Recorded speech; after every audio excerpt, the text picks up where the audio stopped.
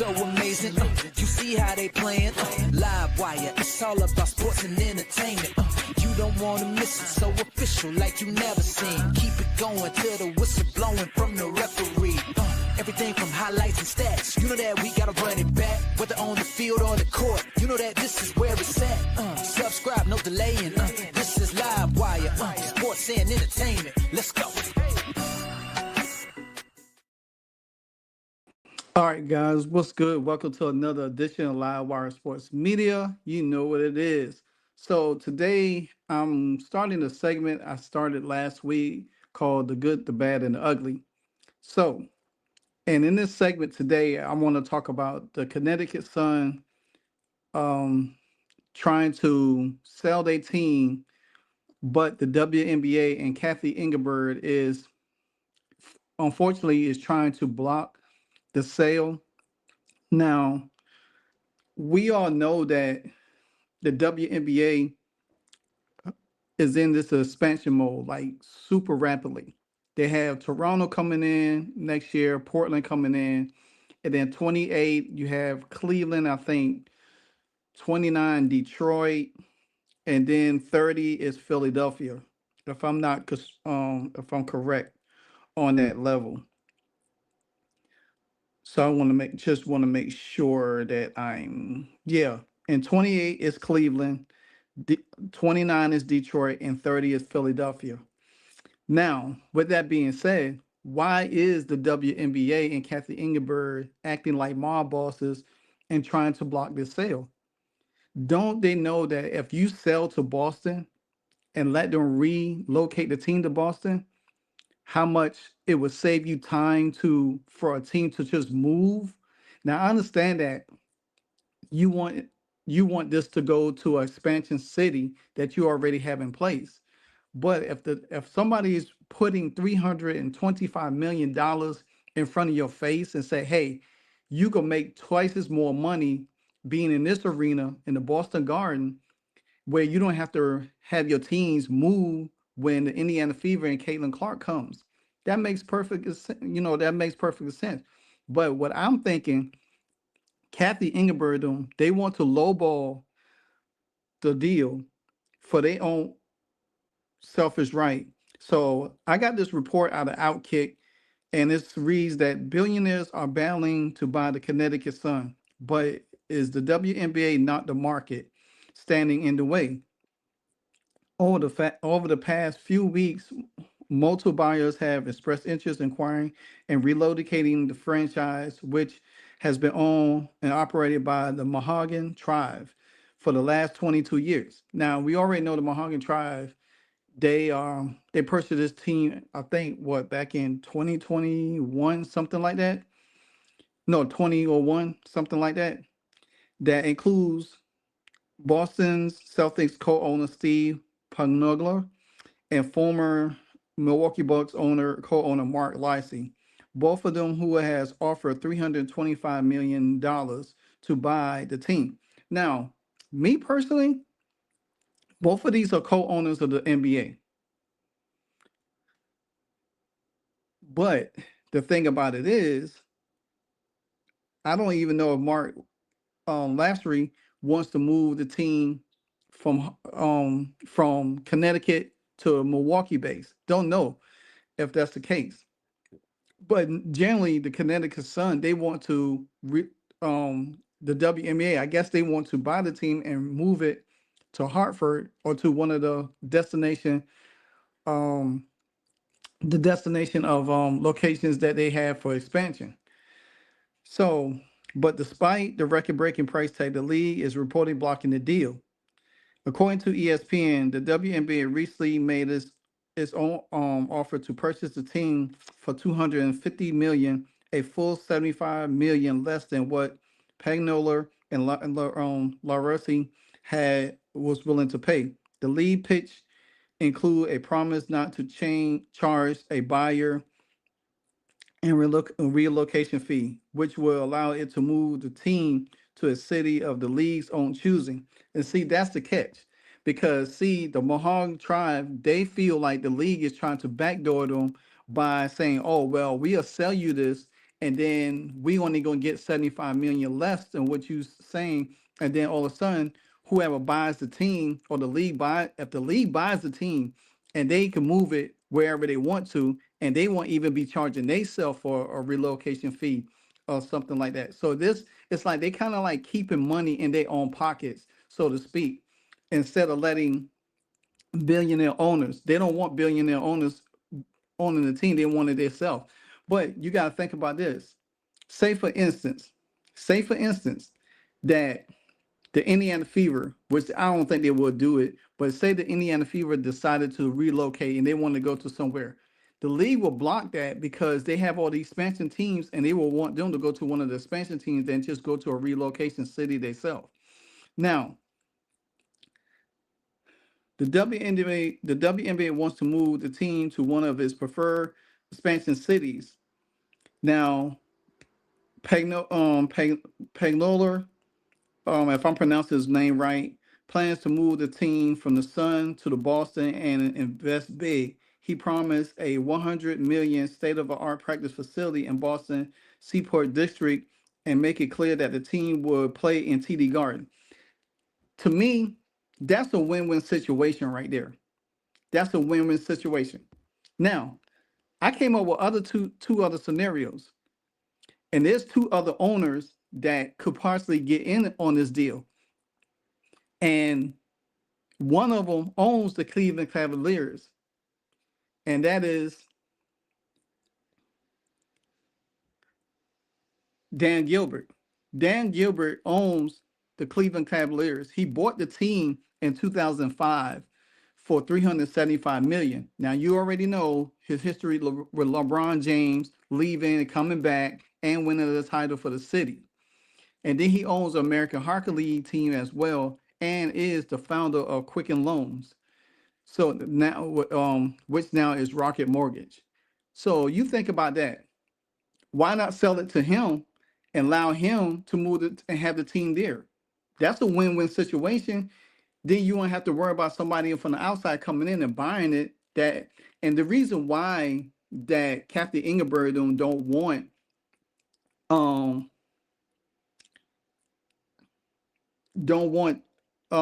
Steve to purchase a team and move the team to Boston is because he didn't put in a bid for expansion.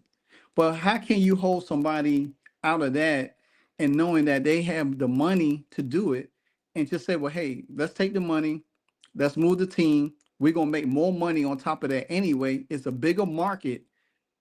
You know what I'm saying? It's a bigger market. And then you're going to win in the long run. Now, check this out. There's one more person that I think should get into this bid as well. And some of y'all probably haven't thought about this, but guess what? It is Josh Harris, who recently purchased the Washington Commanders for over $6 billion 2 years ago. And Josh Harris himself has a hell of a resume, Josh Harris owns the 76ers. He is the managing partner of the 76ers, a team he acquired in 2011. Plus, he's manager partner of the New Jersey Devils, which he acquired in 2013. Then recently, 2 years ago, he bought the Washington Commanders, where he bought them for $6 billion, the highest franchise buy in the NFL in a long time. Then he has the Crystal Palace Football Club. He's 18% stake in that team. He has partnered with Joe Gibbs Racing. He holds a minority stake in that organization. Then he has the Delaware Blue Coats, a NBA G League, his team through HBES. And then he has the Utah Comets. I guess that's a hockey team. The team is owned through the same company. And he said Philadelphia WNBA team in June 2025, a bid for Philadelphia WNBA team was awarded to Harris through his group. So he made a bid for this team. So why not sell it? Let him buy. If Josh Harris already made a bid for Philadelphia to have a WNBA team, which will kick up in 2030, then why wouldn't it make sense for him to buy the team, to buy Connecticut, allow him to be the buyer for it? You know what I'm saying? And then you already had that team relocated in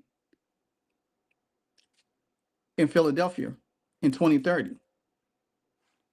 It's a win-win deal. You had two NBA owners, even though you had two others with Milwaukee and Boston, which they don't even have a market in for their WNBA team. But you had Josh Harris, who's already established person, Dan Gilbert, that's already established himself. Then what you could do, you could allow Josh Harris to buy through his group.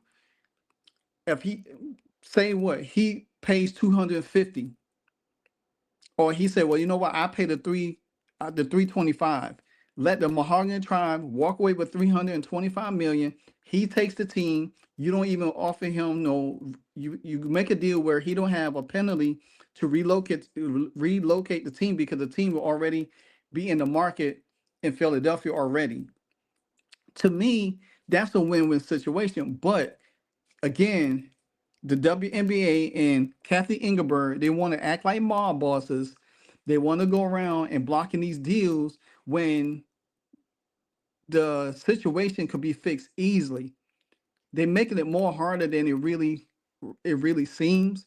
Because to me, Boston has a great market, just like Philadelphia. Cleveland, it's all right. Detroit, all right. But you had two of the best markets to me, and one of the best fan bases in all the sports, Boston and Philadelphia. And you're gonna have to, Boston fans and Philadelphia fans, you definitely have to have a strong contextual fortitude to deal with that kind of fandom. If you think Indiana fandom was anywhere bad, so quote unquote, that is what y'all have called it, you have not seen anything when you in Boston and Philadelphia. But again, to me, I do think Cathy Engelbert in the league is making a terrible mistake by trying to block deals when it could initially help the league progress even further than what it is. This kind of thing right here is going to hurt the league. It's going to hurt the league big time, because they're not really understanding the logistics of how this is supposed to go about and how it's supposed to help them. Now, I did have a clip I'm gonna let y'all listen to, because it's from NBC Sports. And that's another thing too. The Connecticut Sun had just partnered with NBC Sports Boston. So you think about this. Why not let them stay connected to NBC Boston? I mean, you do have NBC Philadelphia. They could easily change TV programs or whatever the case might be. But I'm gonna let y'all listen to this real quick.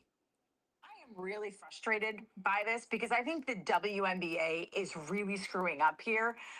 First of all, so you have an offer for $325 million plus a $100 million investment in a state-of-the-art practice facility in a major television market in a sports crazy town, and you're like, no, no, no, no, no. You know what we would rather do, because you didn't fill out the proper paperwork the first couple of times, and we don't like the way that you're going about this. No, no, no. We're going to move it to Houston, where we already had a team for 11 years, and it failed after the first 4 or 5 years. So we had to pull the franchise from there and take it somewhere else. But we're going to give it another shot rather than going to a city that has already made its mark, sold out its arena, and has a commitment to bringing a team here. Meg, I do not understand it. I do not understand why the NBA is so adamantly opposed to Steve Pagliuca. I do not know why it's so adamantly opposed to the Boston market. It almost feels like, between this and the way they've handled everything with Caitlin Clark, that they just don't really know how to run a league. Now, with that being said, she makes perfect sense. Why not? Why not allow Steve Pagnuolo to buy this team when you already have established market? Like I just illustrated, Josh Harris would be another good one. He already shows that he can manage multiple teams. He has a built resume of sports in his repertoire. Sell it to him. Allow him to move the team to. I mean, the team is already been awarded Philadelphia. Allow the team to just move there in 2030, and then all of this has been gone. The league is going to make money. Philadelphia is just as a great sports town as Boston is. But the league is continually show that they don't know how to run a business, and they continue to put nails in their coffin because they rather trying to get the money for themselves and move a team to they where they want to do it to. Nobody wants to see a team in Houston again. That's already been done. Luckily you got Detroit again.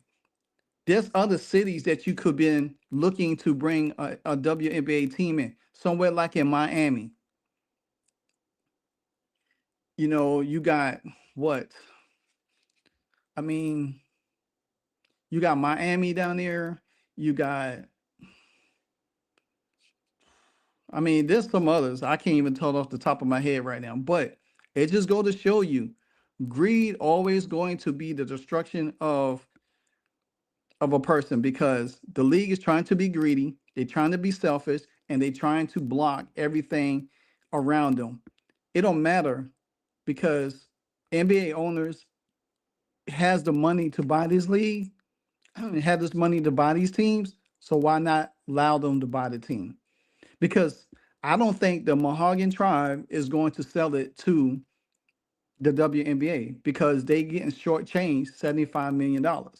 So they could say, no, we don't want to sell it to you. We want to sell it to them. You could block it all you want, but if this goes to litigation and they get lawyers involved and say, hey, you trying to block a deal from us because we want to sell it to this person, then the league have to show cause why they trying to do it. And they don't want that. So I think Cathy Engelbert don't need to get off their high horse and get this sale done, so the Connecticut Sun can move on in a better atmosphere where they don't have to worry about it. Because I don't think they not NBA owned. There's one of the teams that's not NBA owned, but you have four owners that could potentially own this team, but two of them that could easily be awarded the team easily. Steve Panugler and then Josh Harris. I think the best choice to me is Josh Harris. He has shown that he can manage a bunch of teams. And I think he will be the first ideal person, because he's already been awarded a WNBA team in Philadelphia. Let me know what you think. This is my episode of The Good, The Bad, The Ugly. The good is you have owners that want the team. The bad is that how the league is going by the situation and trying to block deals. The ugly is always Cathy Engelbert. Until the next episode, subscribe to the channel, Livewire Sports, and I'm done. Hey, so amazing. You see how they playing? Live wire, it's all about sports and entertainment. You don't want to miss it, so official like you never seen. Keep it going till the whistle blowing from the referee. Everything from highlights and stats. You know that we gotta run it back, whether on the field or the court. You know that this is where it's at. Subscribe, no delaying. This is Live Wire, sports and entertainment.